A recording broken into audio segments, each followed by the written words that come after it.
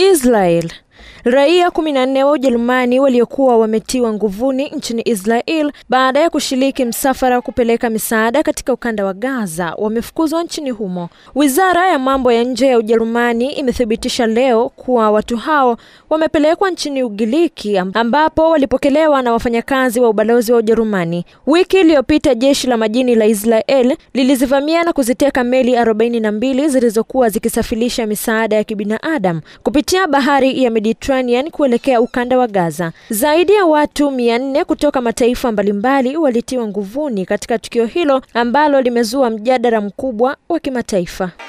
The Global Samud Flotilla was the biggest ever attempt to break Israel's illegal and inhumane siege by sea.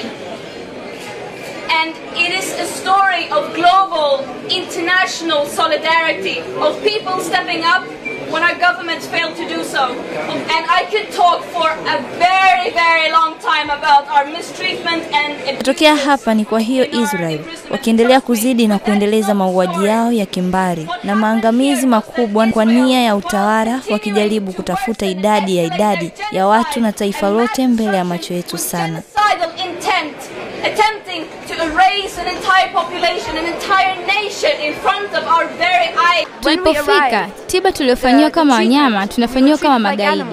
Tulikuwa gerezani kwa siku 6 na masharti yatakuwa na haki. Hali ilikuwa mbaya sana na tuliteswa.